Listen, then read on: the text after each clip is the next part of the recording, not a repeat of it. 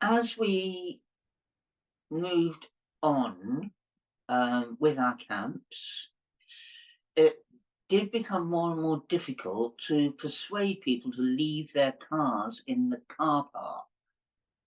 We tried all sorts of things. We tried fining people. We tried bribing people, I think, at some point, which was the same sort of thing. It was just a discount or something like that. I don't remember precisely. Um, but then there were always the people who didn't have anywhere to put their clothes. They just had to live out of the back of their car. They had a tent, but it was a little tent, and they needed to have their car there for their clothes, or their this or that or the other. And then it started to escalate, and people would bring vehicles onto site, and particularly when we had a lot of traveling people, um, initially we would insist that they went round the edges of the camp and not encroach on the main space. But it became more and more difficult to insist upon that. And it's a bit like with the Rainbow Gatherings. What we needed to have, and I think it's a very good point that the Rainbow Gatherings have got this together, is that they have a car park festival as well as a rainbow festival. So you can come to the Rainbow Gatherings and live out of your car in the car park and visit the Rainbow Gathering, but you can't take your vehicle there. And I think that's really important, although I personally probably couldn't do that anymore. But nevertheless, I do think it is a good way. And to hear you speak about what has happened with the Rainbow Summer Camp and how huge RV vehicles are just sort of the norm, and that the whole place is covered with cars and vans and RVs, and there's hardly any tents or teepees at all. And I go, oh my God. I think it's I'm partly to do with stunned. everybody's getting older Yes. and they can't lie on the That's floor, the true. ground. That's true. And I can't either. But the last time I did Glastonbury Festival, which was 2 years ago, I had a bell tent. And in my bell tent, I had a bed, not on the floor. I had a fold-up bed. And that worked. There's no reason why people shouldn't do that until they get to the point where I'm at now, where I can't actually get up and down off the floor very easily. So I don't do camping these days, unfortunately. I'm really sorry about that. I miss it. I miss it badly. I even miss Glastonbury Festival sometimes because I suddenly realised that there's so many people I haven't seen now for years, and it's such a shame. But I can't do it, and I'm not prepared to go glamping, and I don't really want to live in a vehicle. I want to be in a tent on the earth, but I can't do it properly anymore. Never mind. No, how did we get here? Oh yes, what the camps look like. So these days, okay, at Flaxley. At Flaxley, there's an area at the top of the hill, and then there's a big hill, and there's a bigger area at the bottom of the hill. It's probably 3 or 4 times as big, actually, but at the bottom of the hill. And when you come in, the gate dome is by the gate, and then you hit the car park at the top of the hill, and then theoretically you carry all your stuff down to the bottom of the hill and you put up your tent and you have your camp. But there is also the shower trailer, and as you said, there's also the sauna, although that's often in the same same area, You said originally that wasn't a sauna. What did you have originally? just showers, No, you had a sweat. sweat lodge. Oh yes, yes. Instead about- of, I mean, we didn't have a sweat lodge every day, like you could have a sauna every day if you wanted, but you had to actually work for that because you had to get the wood together to put on the fire to create it, which is good. But what we used to have at every full moon and dark moon, we would have a sweat lodge. And I think the sweat lodge is a very amazing experience. It's quite extraordinary, and I don't think there's anywhere else that I've ever had that experience apart from with our rainbow people. I went not just the Rainbow Circle, but the rainbow people. We all do sweat lodges or have been part of sweat lodges. And so shall I describe the sweat lodge? Yeah. Okay. So it's a low bender, a low wide bender. And it's covered initially with blankets and carpets. And so that the hot air, which is generated in the center of the sweat lodge, so that that is kept in, and yet the, I suppose the steam can steam its way out. But the it's a very dark and cozy space, and in the center there's the fire pit. Well, it's not a fire pit, it's a stone pit, and the fire is outside. The stones are heated in the fire. They have to be a special type of stone because quite a lot of different stones will split and break and shoot and can be very dangerous. But if you get the right type of stone, you heat the stone in the fire until it's red. And then it goes into the sweat lodge and it sits in the middle in this central pit. And so the fire is built quite a lot earlier, and the stones are put in and it's all heating up, and then the sweat lodge is called with a conch, and we all go and make a circle around the fire and we sing and chant.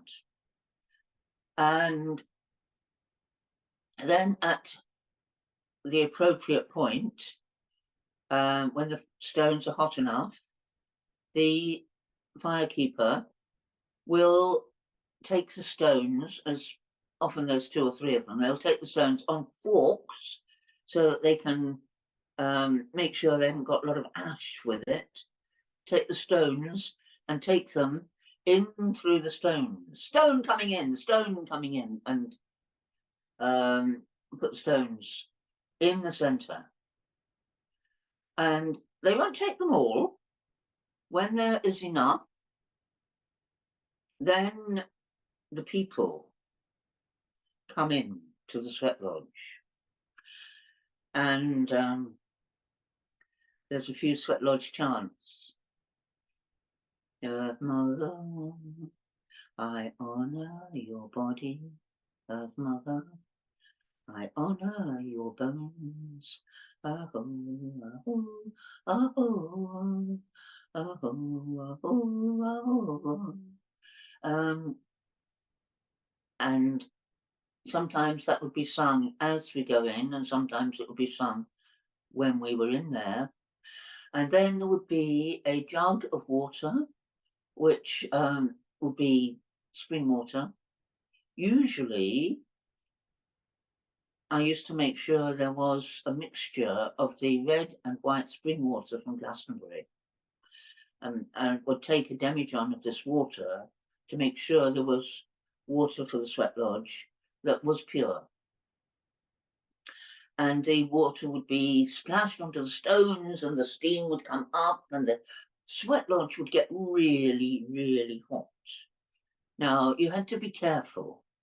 If you were at the back, it was the hottest place to be. If you couldn't cope with being really hot, you try and be at the sides. So that means either being at the beginning of the circle, because you go in, you go to the left, and you go round, and then you come to the door and you stop. So the whole of the procession goes round. And if you want to be by the door at all, you've either got to be at the beginning or at the end. So you have to be aware of that. But the other thing is that when you leave, if you need to leave, you can leave at any point, but you have to go round the same way and out of the door. So to make life easy, you want really, if you think you might need to leave, you want to be fairly near the beginning of the procession so that you can come round and you can, you're not that far from the door and you've only got 2 or 3 people to pass by before you can actually leave. Because sometimes it does get very, very hot and very intense.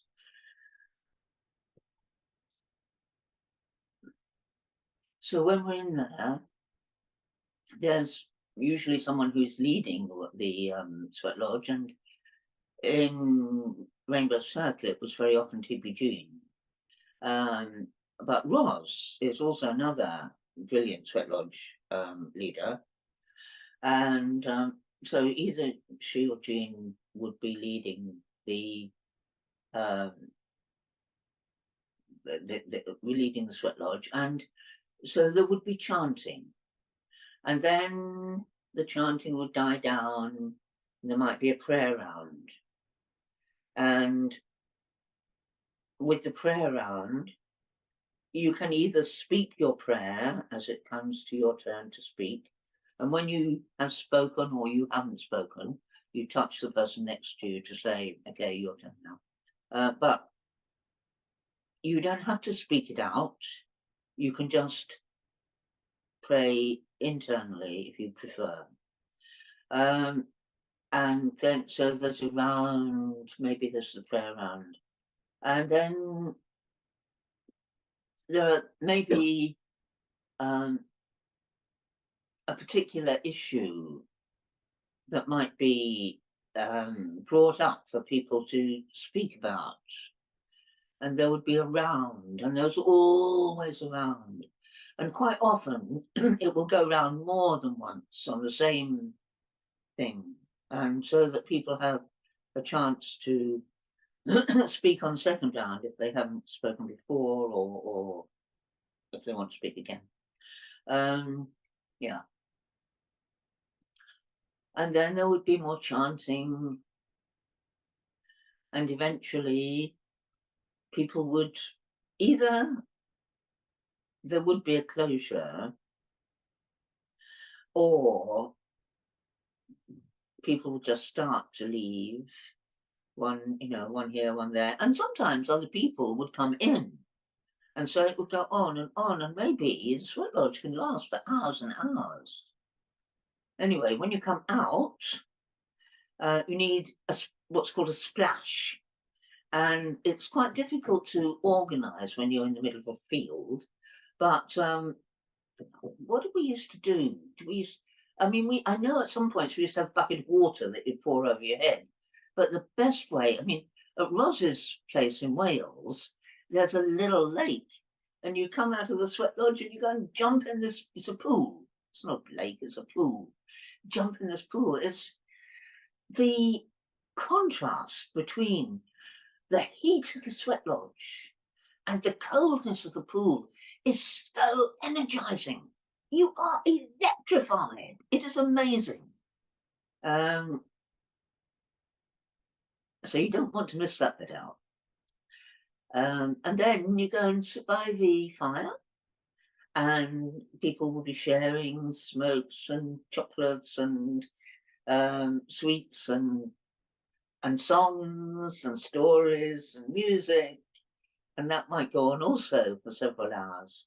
So often the sweat lodge will actually begin at about 10 o'clock at night, and then, because it doesn't get dark until then in the summer, and then it will go on until sometimes 6 in the morning. So you know, it's a procedure, and if you're going to be very strict about it, you should really fast for the previous day. I never did do that, but I can see that it would be a good thing to do. Yeah, I was always too busy, busying around, being busy all over the place and doing things, and I never really got to do that proper preparation until what I discovered in the end was that if you went early to the fire, that was the way to do it. The fire would be created by the people who were putting together the sweat lodge. That bender had to be built, the blankets had to be put on, you know, it all had to be made weatherproof and heat proof. It stopped the you know, leak proof, insulated. I think the word is these days. And so, and the fire would be built, and the stones would be in there, and you could go and be by the fire, and that drew you into the whole feeling and the atmosphere of the sweat lodge, and you could leave behind all those things that you'd been fatting about and busying yourself with all day, you know, and you could just be in that amazing sacred sweat lodge energy meditation. It was and it still is an amazing experience. The sweat lodge is one of the greatest gifts from, I guess, the American culture. I'm not sure, but Well, they think now that we have them in this culture too. that's right. They do, don't they? That's right. Yes. Well, you know, it's the obvious way, really, when you haven't got much sanitation every 2 weeks, you get a completely fresh body. Yeah. So that was the sweat lodge. Yeah, tell us a bit about the gardens. Oh, the gardens. Yes, Cowell's Gardens. They were amazing. They started off quite small. Jean Elliott used to do them also at the beginning. And she would do an astrological garden, which would all be very, very organized into the plants that went with the sign, and the healing that went with there, and there would be astrological references, and sometimes there would be connections and planets and things around, and so for quite a while I didn't know that I don't know that I actually got involved with the way that Cal began to do her garden. I think she started working with Jean, and then Jean dropped out and Cal continued, but I'm not sure about that. But Cal's gardens were very special. She would have these hoops all the way around the edge, and all the way around the edge would be different plants which she would bring in pots. She had this big fan. It wasn't huge, but it was fairly big, and it would be solid. And quite often she would go back home and get more, and it was just amazing because all the way around this garden were these beautiful plants. I don't say they were arranged in the same sort of intellectual way that Jean arranged hers. Well, it's not just intellectual, that's not the right word, but it was very specific the way that Jean did it. I think Callum Moore did it on what was beautiful. what worked together. And she had all sorts of beautiful sticks that she'd salvaged from here and there, and little pendants and little statues and crystals and beautiful plates that she would fill with water and bowls, and it was just, they were just amazing, her gardens. They were amazing. And, you know, as time went by, they got better and better and better. And it's such a peaceful place, weren't they? Such a peaceful place. They were peaceful, they were beautiful, and they had a very sacred feel about them.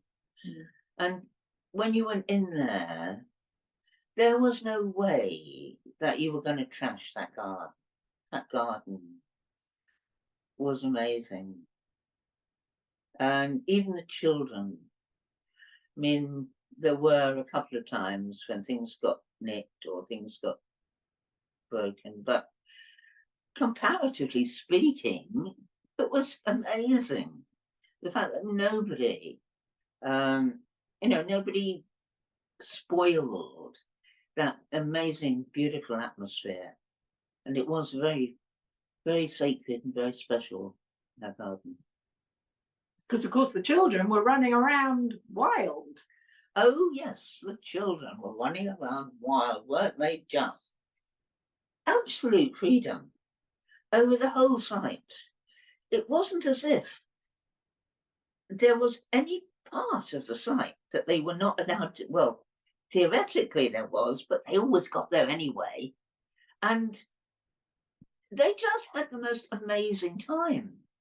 And they learned how to have a good time without televisions and radios and record players. And I mean, we didn't even have computers in those days. The computer scene didn't start, I don't know, when did it start? In the 90s sometime? I don't know, but I know that at the beginning, we had no electronics, nothing. Everything was acoustic. Even when we did the plays, even when music was played, it was all non-mic'd. It didn't get mic'd for a long time. I think probably it was John Kaner who introduced the electronics into the camps. But anyway, certainly at the beginning, there was no electronics whatsoever. And the children just had the most marvelous time. Now, my daughter, Sarah, we first went to the very first weekend astrology gathering when I think she was 5. And she had sort of grown up with the camps. Now, when I got together with Fred, who ran a vegan cafe, because we were part of Fred's family, so to speak, we could eat for free in the Golden Moon. It used to really freak Sarah out because she didn't like the food. And she used to surreptitiously go and do washing up for Rodney Lane at the Moving Finger. And although they weren't supposed to have any meat, they had bacon under the counter. And she used to have egg and bacon butties at Rodney Lane's. Oh, I remember my children used to complain, is it all hippie slop? Hippie slop, yeah, that's the one. Rice and lentils. And yeah. And lots of, well, in the end, when Fred became vegan, there was lots of tofu and no Earl Grey tea with milk in it. Yeah. brandy hot chocolates. Oh, brandy hot chocolates. That was my speciality, wasn't it? I'd forgotten about those. We'd be having a sing-song around the fire, and I'd go and make brandy hot chocolates. And I mean, I don't know. I suppose I must have made a lot of them because there would have been, I don't know, maybe only a dozen or something. But even so, it was great. It was great to have that. It was a brandy hot chocolate. It was my speciality. Yeah, coffee these days. The kids area. Before, or maybe during the time, I think before she did the garden, Cal used to run the kids area. And she did it really, really well. But as the kids, who were all quite small to start with, as they grew up, they needed different categories. So in the end, we had the toddlers and I think they called themselves juniors, and the Jews. Now, Sarah, she will tell you the story. I can't remember it, but she tells me that she set up the Drew Stone. She got that all together. I don't know. For me, it's hearsay, so I'll let her tell it.